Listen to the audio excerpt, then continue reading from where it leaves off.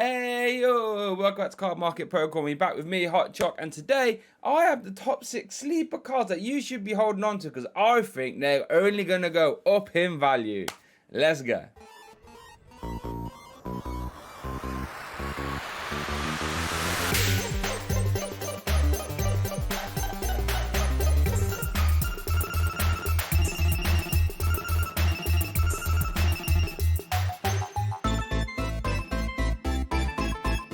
Right, so coming in at number 6 spot, I have Cardmarket from Evolving Skies. And it's actually a common.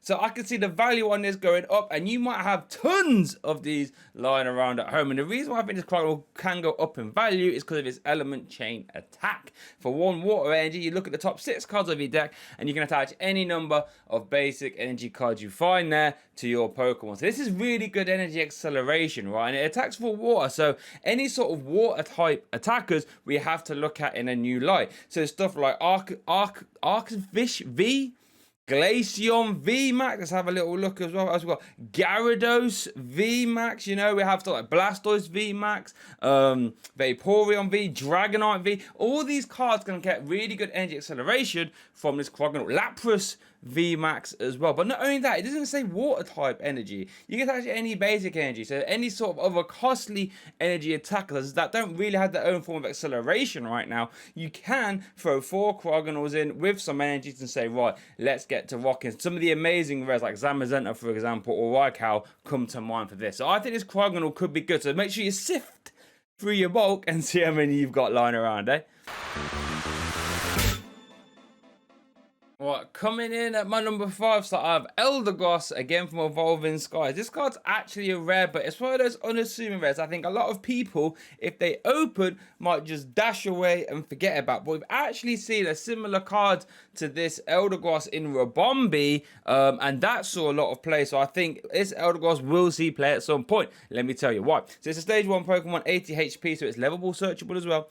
And it has that Cotton Lift ability. Once during your turn, you can search your deck for 2 basic energy cards and put them into your hand. So any deck that requires energy to be in hand or is very particular about energy attachments can play this, right? So imagine if Welder was sticking around the format, this would go perfectly with a card like Welder. But there's also certain attackers like this Smeargle, which does 30 plus 30 for each different color energy you reveal from your hand, that this works absolutely perfect for. And you know what, as more sets come out, there's this Eldegoss, I promise, is going to have a real busted attacker, more so than Smeargle. And this price of this Eldegoss is just going to go up and up and up, and you're going to be glad that you watched this video and you've got yours ready to go to either play yourself or maybe sell them on and buy some more cards, you know what I mean?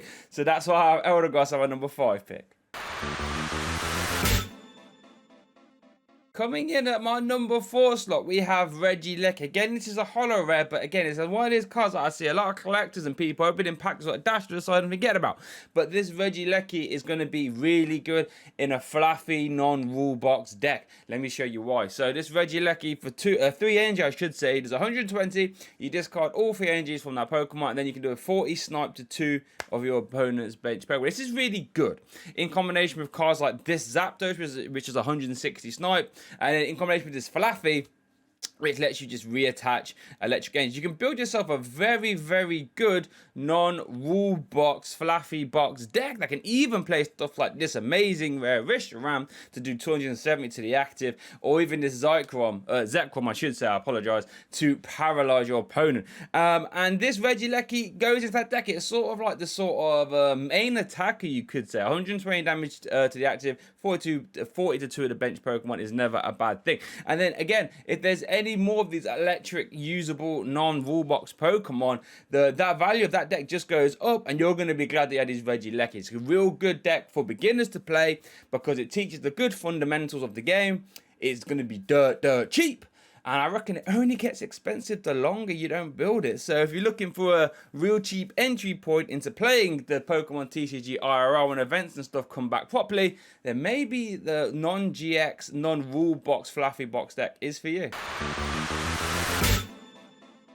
Right, coming in at my number 3 slot, I have an alternate art for you. Norway V, looking like Batman descending from the skies with the sort of building stuff in the background. Again, this is a really cool looking card, but it's actually one of the cheaper alternate arts we have right now. And again, if the format moves to where the boom burst attack, which for one sidekick does 20 damage to all your opponent's Pokemon in play, then this could go up quite a lot in my opinion. And you know what, with a free retreat cost as well, I would not be surprised if Northern V finds itself in a deck. And we all know that alt arts can go crazy high in value if they are playable. So maybe if you've packed one of these and you've been a little bit upset, like, oh, I really wish I could Rayquaza alternate art, then maybe you should think about holding on to this Northern. Don't sell it off straight away, because if it becomes playable, then number one, you have a real high rarity playable attacker, but also it could go up and then you can sell it to maybe get yourself some more packs, or maybe buy in like a low rarity Northern so you can play the deck. So that's why I've got this Northern. Out of all the alt arts, I feel that this has the potential to have a big spike if the format allows for it, and that's why it's my number 3 pick. Coming in at my number 2 pick, we have Volcano V. Now, this is one of those V cards which I think a lot of people will be disappointed if they pack this. They see a white code, they think, yes, I'm getting something good, and then they open up a Volcano V, they're going to be a little bit upset. But I'm going to tell you why you shouldn't be.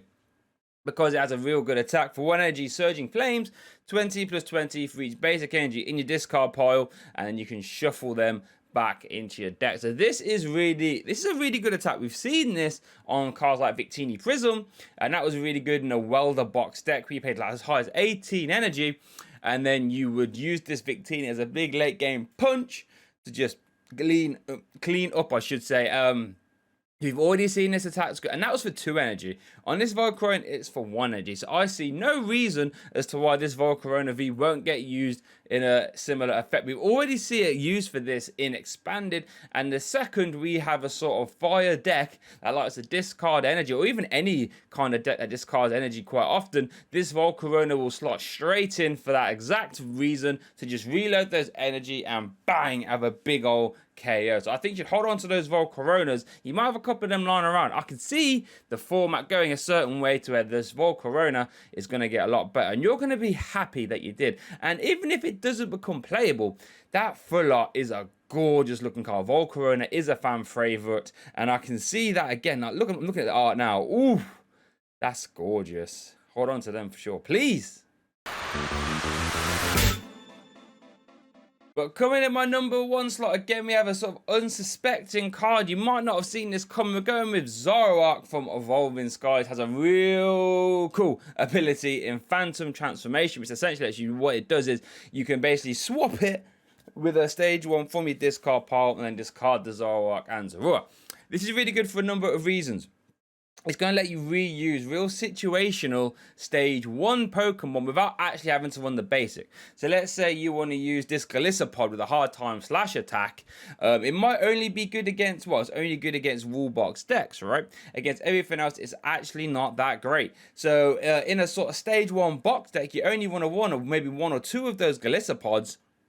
You don't really want to run the rim pod. So what you can do is just play a whole ton of stage 1, such as this Apple then, or this Apple 2, which all have really good situational attacks. And you can just discard them, play a 4/4 Zoroark, and then you can just get the ones you need at any given time, attach your engine to them, and bish, bash, bosh. And that's why this Zoroark is going to go really expensive at some point. In case you guys have been playing for quite long, this Domfan, for example, was a real cheap card from Plasma Storm, I'd like to say. And then many sets later, when Strong Energy got printed in Furious Fist, the value of that Domfan just went pa-ping, because it just took that one card in Strong Energy to make that Domfan an absolutely busted deck.